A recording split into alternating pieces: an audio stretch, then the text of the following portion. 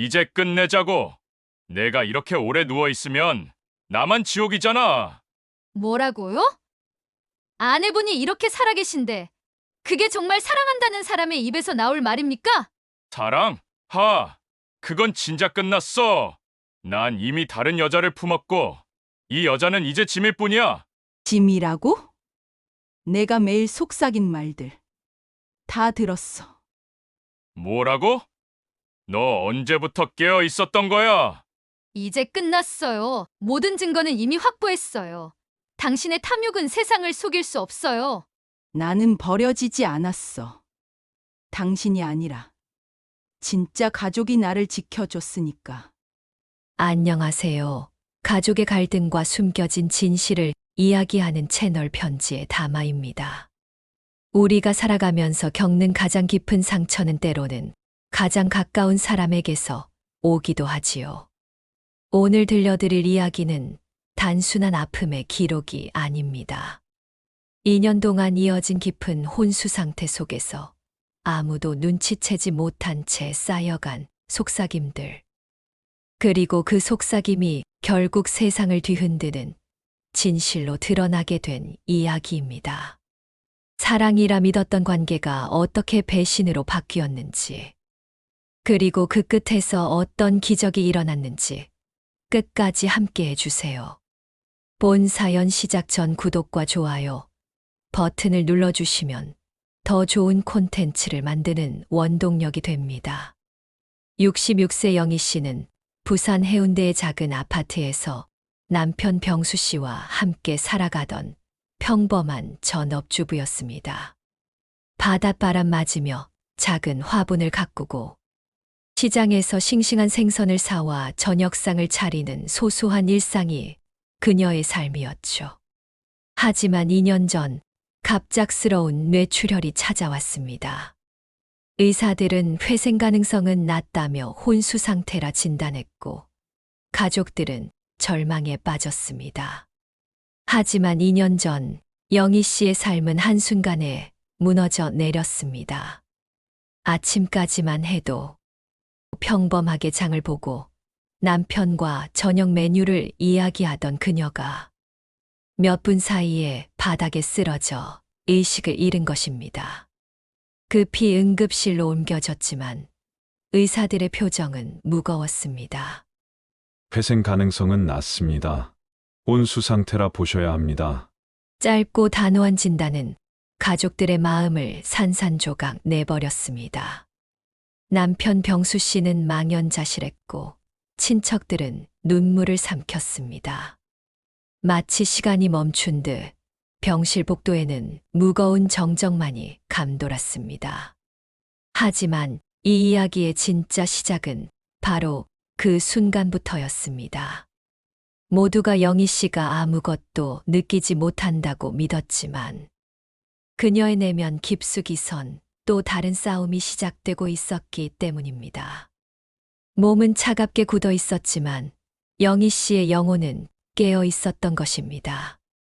영희 씨의 병실은 부산의 한 대학병원 7층. 창밖으로는 푸른 바다가 한눈에 보이는 아름다운 풍경이었지만 그 병실 안의 분위기는 전혀 달랐습니다. 영희 씨는 하얀 병원 가운을 입고 침대에 누워 있었습니다. 눈은 감고 있었지만 사실 그녀의 마음은 매일매일 깨어 있었습니다. 의식은 있었지만 몸을 움직일 수 없는 상태였죠. 영희 씨의 귓가에는 매일같이 남편 병수 씨의 차가운 목소리가 맴돌았습니다. 67세인 병수 씨는 중고차 딜러로 일하며 나름 경제적으로 여유가 있는 편이었습니다. 하지만 그의 말은 아내를 향한 사랑이 아닌 차가운 계산으로 가득했죠. 언제 죽을 거야? 이제 좀 끝내자. 보험금 나오면 내가 집부터 정리할 거야. 그는 매일같이 차가운 말을 속삭이고 병실을 떠났습니다. 영희 씨는 그 말들을 모두 들을 수 있었습니다. 그는 밖에서는 또 다른 삶을 살고 있었습니다. 젊은 여자와 함께 아파트를 계약하고 영희 씨 명의의 집을 몰래 담보로 대출까지 받았습니다. 휴대폰 속 메시지에는 정리되면 바로 결혼하자. 새각에 자리 봐놨어. 라는 대화가 오갔습니다. 아내의 죽음을 기다리는 동시에 새로운 미래를 설계하는 남자. 그는 더 이상 남편이 아닌 차가운 계산만 남은 낯선 인간이 되어 있었습니다. 겉으로는 움직이지 못했지만 영희 씨의 의식은 살아 있었습니다. 눈을 뜰 수도 손가락 하나 까딱할 수도 없었지만 그는 모든 것을 들었습니다. 남편의 배신, 사랑 대신 돈을 택한 그의 목소리. 그녀의 마음은 절망 속에서도 분노로 불타올랐습니다. 나는 살아있어. 아직 끝나지 않았어. 비록 눈을 뜰 수도, 손가락 하나 움직일 수도 없지만 내 마음과 의식은 여전히 선명해. 남편의 차가운 말들이 날 짓누르지만 그럴수록 나는 무너지지 않을 거야. 언젠가 반드시 진실을 세상에 드러내고 다시 일어설 거야. 속으로 수백 번 외쳤지만 몸은 단 하나도 반응하지 않았습니다. 이런 상황이 몇 달간 계속되던 어느 날, 새로운 간병인이 영희 씨를 돌보게 되었습니다. 35세의 명주 씨였죠. 부산 연제구에 살고 있던 명주 씨는 간병 경험이 풍부한 전문 간병인으로 소개되었습니다. 병수 씨는 명주 씨에게 제대로 좀 돌봐주세요. 아내가 빨리 회복되길 바라니까요. 라고 말했지만 그의 눈빛에는 진심이 담겨 있지 않았습니다. 명주 씨는 처음에는 평범한 간병 업무를 했습니다. 영희 씨의 몸을 닦아주고 약을 챙겨주고 침대에서 욕창이 생기지 않도록 자세를 바꿔주는 일들이었죠. 명주는 곧 이상한 점을 눈치채기 시작했습니다. 병수 씨가 아내에게 하는 말은 사랑이 아닌 체념이었고, 의사와 대화를 나눌 때도 이제는 그만두어야 하지 않겠습니까? 라는 식의 물음을 던지며 마치 아내의 끝을 바라기라도 하는 듯한 태도를 보였습니다. 결정적인 순간은 어느 날 오후에 찾아왔습니다. 병실 밖에서 잠시 쉬던 명주는 우연히 병수 씨의 통화를 듣게 되었습니다. 응, 보험금은 곧 들어올 거야. 처리만 되면 바로 정리하지. 그 여자? 아직 모르지. 오래 못 버틸 테니까 조금만 참아.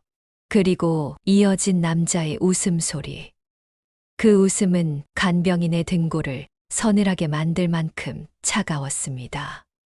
그 순간 명주 씨는 확신했습니다. 이 남자에게는 뭔가 문제가 있다고 말이죠. 명주 씨의 의심은 더욱 커져갔습니다. 병수 씨는 점점 노골적으로 자신의 속마음을 드러내기 시작했습니다. 어느 날 병수 씨는 명주 씨에게 슬쩍 말을 꺼냈습니다. 명주 씨, 솔직히 말해서 사람이 이만큼 오래 누워 있으면 본인도 힘들고 가족들도 힘들잖아요. 편하게 가는 게 낫지 않을까요?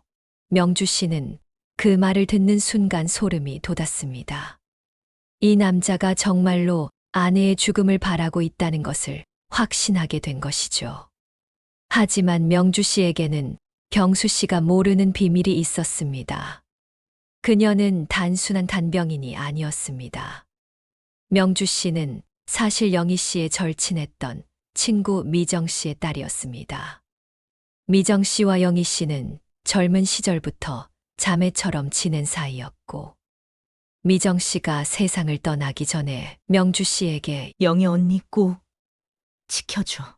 내가 못다한 우정. 내가 이어줬으면 해. 고 부탁했던 것입니다. 명주 씨가 간병인 자격증을 취득하고 이 일을 하게 된 것도 언젠가 영희 씨를 도울 수 있을 거라는 생각 때문이었죠. 명주 씨는 속으로 이를 악물었습니다. 이 인간이 진짜 어떤 사람인지 이젠 내가 보여줄 차례야. 그녀는 계획을 세우기 시작했습니다. 증거를 모아야 했습니다. 병수 씨의 진짜 본성을, 그가 아내에게 하고 있는 일들을 세상에 드러내야 했습니다. 명주 씨는 먼저 작은 녹음기를 준비했습니다. 병수 씨가 영희 씨에게 하는 말들을 모두 녹음하기 시작했죠. 언제까지 이렇게 살 거야? 나도 지쳤어. 빨리 결정하자고. 보험금 처리하려면 서류가 필요한데 도대체 언제 죽을 거야? 이런 끔찍한 말들이 매일 녹음되었습니다. 또한 명주 씨는 병실에 작은 CCTV를 몰래 설치했습니다. 병수 씨의 행동을 24시간 감시하기 위해서였죠. 그리고 명주 씨는 병원 의료진들과도 협력하기 시작했습니다. 영희 씨를 담당하는 김 교수와 간호사들에게 상황을 설명했고, 그들도 병수 씨의 행동이 이상하다는 것을 인정했습니다. 정상적인 가족이라면 환자의 회복을 위해 노력해야 하는데, 이분은 오히려 포기하기를 원하는 것 같다는 것이 의료진의 공통된 의견이었습니다. 그러던 중 명주 씨는 놀라운 것을 발견했습니다. 영희 씨의 손가락이 미세하게 떨리는 것을 본 것입니다. 처음에는 착각인가 생각했지만 며칠을 관찰한 결과 확실했습니다. 영희 씨는 의식이 있었던 것입니다. 명주 씨는 김 교수에게 이 사실을 알렸고, 정밀 검사 결과 영희 씨는 폐쇄증후군 환자로 진단되었습니다. 의식은 완전히 깨어있지만 몸을 움직일 수 없는 상태였던 것이죠. 이 사실을 알게 된 명주 씨는 더욱 분노했습니다. 영희 씨가 모든 것을 들을 수 있다는 것을, 남편의 잔혹한 말들을 모두 견디고 있다는 것을 알게 되었기 때문입니다. 명주 씨는 영희 씨에게 작은 소리로 속삭였습니다. 이모, 제가 꼭 도와드릴게요. 저희 엄마가 저에게 부탁하신 일이에요. 조금만 더 참아주세요. 한편 병수 씨는 점점 더 노골적으로 변했습니다. 그는 명주 씨에게 간병비가 너무 많이 나가서 부담스러운데 다른 방법은 없을까요? 라고 넌지시 물어보기 시작했습니다. 심지어는 약물로 편하게 보내드리는 방법도 있다던데. 라는 끔찍한 말까지 했습니다. 명주 씨는 이 모든 대화를 녹음했습니다. 명주 씨는 또 다른 증거도 발견했습니다. 병수 씨의 휴대폰에서 나오는 문자 메시지들이었죠. 다른 여자와의 대화에서 처리되면 바로 만나자. 새 집 알아봤어? 같은 내용들이 있었습니다. 병수 씨는 이미 아내가 없는 미래를 계획하고 있었던 것입니다. 몇 주가 더 지났을 때 결정적인 순간이 찾아왔습니다. 어느 날 밤 11시경 병수 씨가 병실에 몰래 들어왔습니다. 평소보다 훨씬 조용히, 마치 무언가를 숨기려는 듯한 행동이었죠. 명주 씨는 CCTV를 통해 이 장면을 지켜보고 있었습니다. 병수 씨는 가방에서 작은 약병을 꺼냈습니다. 그리고 영희 씨의 링거에 그 약물을 넣으려고 했습니다. 바로 그 순간이었습니다. 명주 씨가 병원 보안팀과 함께 문을 열고 병실로 들이닥쳤습니다. 지금 뭘 하는 거예요? 명주 씨의 날카로운 목소리가 병실에 울려 퍼졌습니다. 병수 씨는 손에 든 약병을 떨어뜨리며 당황했습니다. 아니, 어떻게 된 거야? 병수 씨의 떨리는 목소리가 영희 씨를 향했습니다.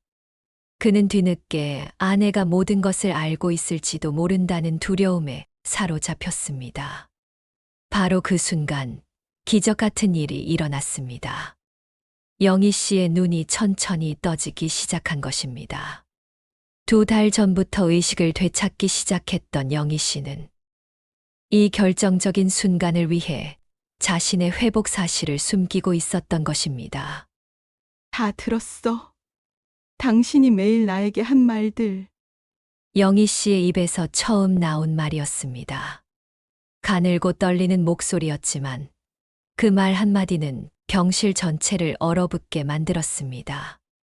병수 씨는 그 자리에서 무너져 내렸습니다. 보안팀은 즉시 경찰에 신고했고 병수 씨가 들고 있던 약물은 강력한 수면제로 밝혀졌습니다. 과량 투여할 경우 생명에 위험할 수 있는 약물이었죠. 명주 씨가 몇 달간 모은 녹음 파일들과 CCTV 영상들이 모두 증거로 제출되었습니다. 수사 과정에서 더욱 충격적인 사실들이 드러났습니다. 병수 씨는 이미 다른 여자와 동거를 시작했고 영희 씨의 보험금으로 새로운 사업을 계획하고 있었습니다. 심지어 영희 씨가 입원해 있는 동안 집을 몰래 담보로 잡혀 대출까지 받아둔 상태였습니다. 재판이 시작되었습니다. 법정에는 많은 기자들과 시민들이 몰려들었습니다. 이 사건이 언론에 보도되면서 전국적인 관심을 받게 되었기 때문입니다. 영희 씨는 휠체어를 타고 법정에 출석했습니다. 아직 완전히 회복되지는 않았지만 말하고 의사소통하는 데는 문제가 없었습니다. 저는 2년간 남편의 말들을 모두 들어야 했습니다. 사랑하는 사람에게서 나오는 말이라고는 믿을 수 없는 잔혹한 말들이었어요. 그는 제가 죽기만을 바랐고, 저는 그것을 알면서도 아무것도 할 수 없었습니다. 영희 씨의 증언은 법정을 숙연하게 만들었습니다. 명주 씨도 증인으로 출석했습니다. 제 어머니와 영희 이모는 40년 넘게 자매처럼 지낸 사이였습니다. 어머니가 돌아가시기 전에 저에게 영희 언니를 꼭 지켜달라 하신 말씀을 지키고 싶었습니다. 그래서 간병인이 되었고 이 일을 하게 된 것입니다. 재판부는 병수 씨에게 무기징역을 선고했습니다. 살인 미수와 학대 등의 죄목이었죠. 피고인은 혼수 상태로 있다고 생각한 아내에게 지속적으로 정신적 학대를 가했으며 결국 살해하려고 시도했습니다. 이는 용서받을 수 없는 범죄입니다. 라는 것이 재판부의 판단이었습니다. 영희 씨는 법정에서 마지막 말을 남겼습니다. 사랑이라는 이름으로 죽음을 기다리게 한 사람, 그게 제 남편이었습니다. 하지만 저는 살아남았습니다. 진정한 사랑을 보여준 명주 씨와 의료진들 덕분에요. 1년이 지난 후 놀라운 변화가 있었습니다. 영희 씨는 해운대 바닷가 근처의 작은 카페를 열었습니다. 행복 카페라는 특별한 이름을 가진 그 카페는 곧 유명해졌습니다. 이곳은 단순한 카페가 아니었습니다. 힘든 일을 겪고 있는 사람들이 와서 자신의 이야기를 털어놓을 수 있는 공간이었죠. 영희 씨는 매일 카페에 앉아 사람들의 이야기를 들어주었습니다. 가정폭력을 당하고 있는 여성들, 가족 갈등으로 고민하는 사람들, 외로움을 겪고 있는 어르신들. 다양한 사람들이 이곳을 찾았습니다. 저는 2년간 아무 말도 할 수 없었지만 모든 것을 들을 수 있었어요. 그 경험이 저에게 다른 사람의 이야기를 진정으로 들을 수 있는 능력을 주었답니다. 라고 영희 씨는 말했습니다. 명주 씨는 영희 씨의 카페에서 함께 일하며 상담 전문가로 활동하고 있습니다. 두 사람은 이제 진짜 가족 같은 사이가 되었죠. 카페에는 따뜻한 커피 향과 함께 인생의 무게를 나누려는 사람들의 진솔한 대화가 흘러나옵니다. 영희 씨의 이야기는 우리에게 여러 가지를 생각하게 해줍니다. 진정한 사랑이 무엇인지, 가족의 의미는 무엇인지, 그리고 절망적인 상황에서도 희망을 잃지 않는 것이 얼마나 중요한지를 말입니다. 또한 명주 씨처럼 어려운 상황에 있는 사람을 도우려는 용기 있는 사람들이 있기에 우리 사회가 더 따뜻해질 수 있다는 것도 보여주죠.